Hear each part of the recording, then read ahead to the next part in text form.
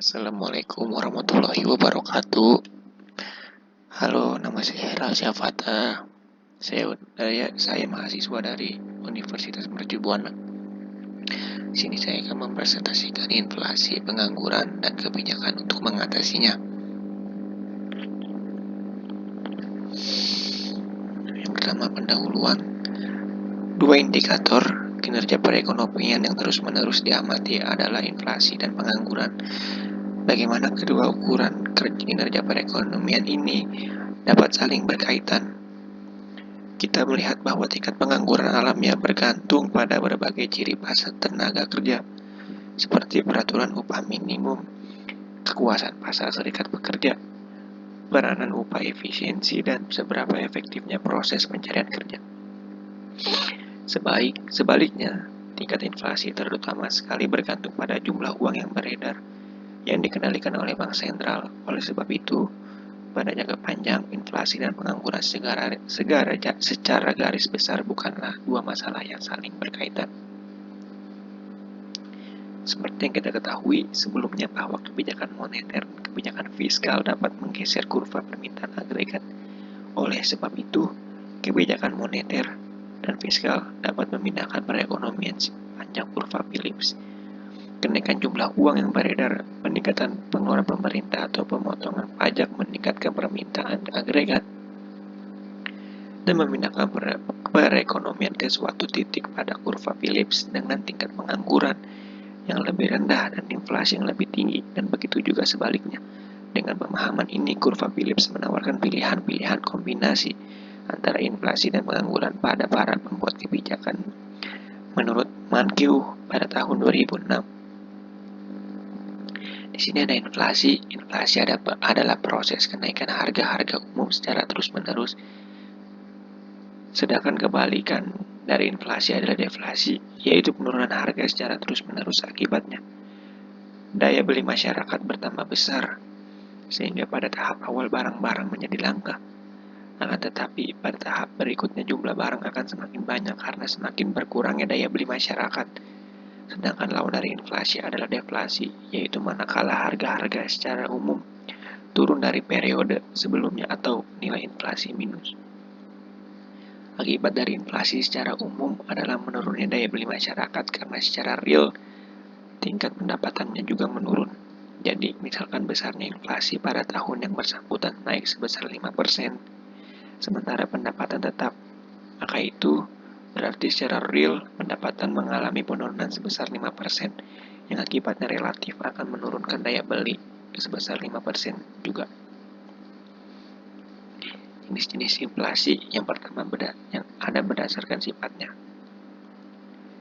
Berdasarkan sifatnya dibagi menjadi 4 kategori. Maaf ya, di situ ditulisnya 3. Yang pertama ada inflasi merayap atau creeping inflation, yaitu inflasi yang besarnya kurang dari 10% per tahun. Yang kedua ada inflasi menengah atau galloping inflation, besarnya antara 10-30% per tahun. Inflasi ini biasanya ditandai oleh naiknya harga-harga secara tetap dan relatif besar. Maka inflasi pada kondisi ini biasanya disebut inflasi 2 digit, misalnya 15%, 20%, dan 30%.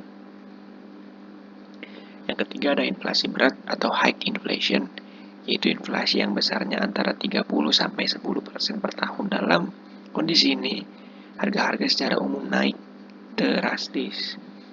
Inflasi sangat tinggi atau hyperinflation, yaitu inflasi yang ditandai oleh naiknya harga secara drastis hingga mencapai 4 digit, yaitu di atas 100%.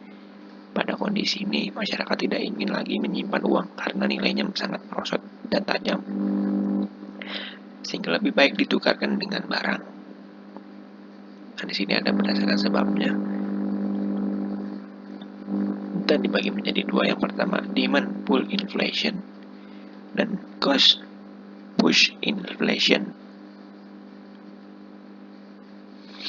Nah, di sini juga ada berdasarkan asalnya. Berdasarkan asalnya, inflasi dibagi menjadi 2, yaitu inflasi.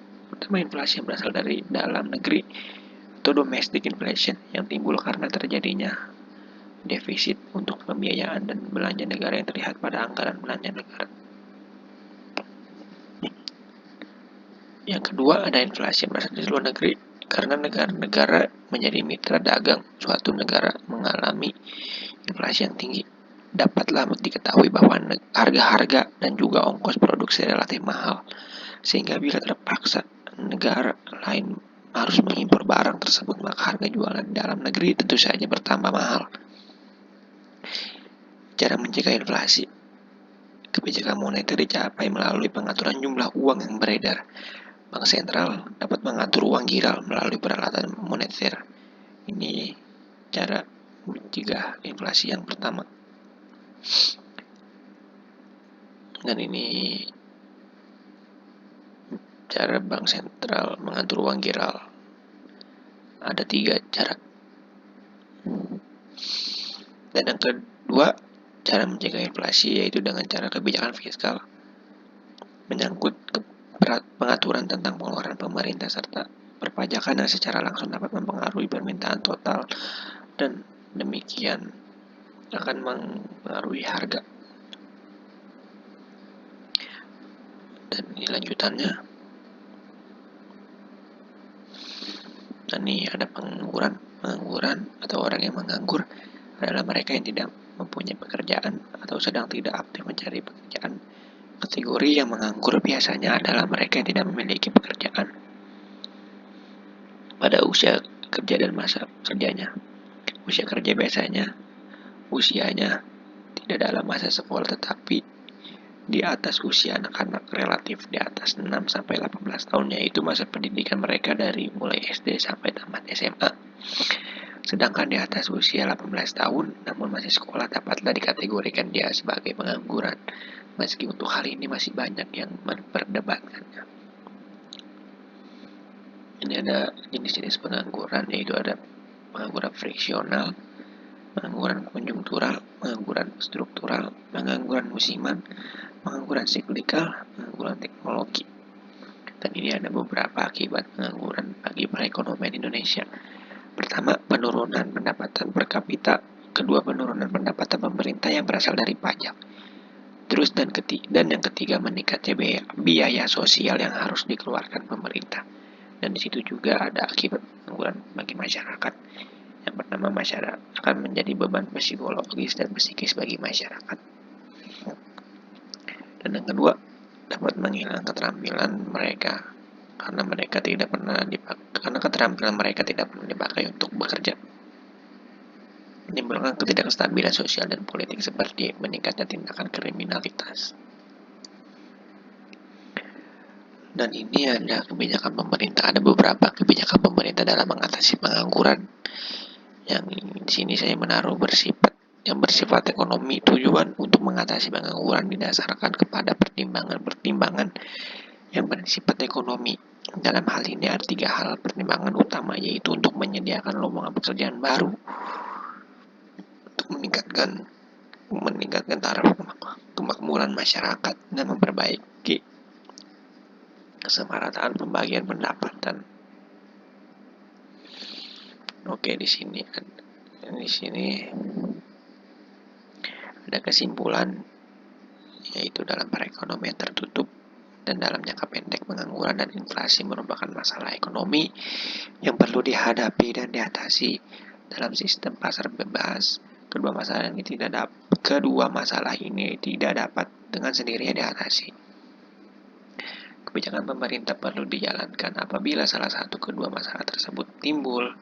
Sesuai dengan keperluan ini, dalam analisis makroekonomi perlu diperhatikan dengan lebih baik mengenai kedua masalah tersebut dan bentuk-bentuk kebijakan pemerintah yang dapat digunakan untuk mengatasi kedua masalah. Ada 2 cara yang digunakan untuk melihat masalah pengangguran. Yang pertama adalah dengan melihat sumber dari wujud masalah tersebut. Dan yang kedua adalah berdasarkan ciri-cirinya. Pertama, berdasarkan sumbernya, pengangguran dibedakan kepada pengangguran normal, pengangguran siklikal, pengangguran berstruktur, dan pengangguran teknologi. Berdasarkan ciri-cirinya, pengangguran dibedakan kepada pengangguran terbuka, pengangguran tersembunyi, pengangguran bermusim, dan setengah penganggur. Mengapa pengangguran perlu diatasi? Kebijakan pemerintah untuk mengatasi pengangguran didorong oleh tujuan bersifat ekonomi dan tujuan bersifat sosial dan politik. Dari segi ekonomi, tujuan mengatasi pengangguran dalam menyediakan kesempatan kerja, meningkatkan taraf kemakmuran masyarakat, dan memperbaiki distribusi pendapatan. Saran saya untuk pemerintah adalah sebaiknya pemerintah dapat mengatasi pengangguran yang terjadi di Indonesia, yaitu dengan membuka lapangan pekerjaan atau menyediakan lapangan pekerjaan. Dalam menghadapi kemiskinan di zaman global ini diperlukan usaha-usaha yang lebih kreatif, inovatif, dan eksploratif. Selain itu, globalisasi membuka peluang untuk meningkatkan partisipasi masyarakat Indonesia yang unggul untuk lebih eksploratif di dalam menghadapi zaman globalisasi. Kedepan mau tidak mau, dengan meningkatkan kualitas sumber daya manusia atau SDM dalam pengetahuan, wawasan, skill, mentalitas, dan moralitas yang standarnya adalah standar global. Terima kasih, itulah presentasi dari saya Herald Syafata dengan NIM 431200100359. Kurang lebihnya mohon dimaafkan.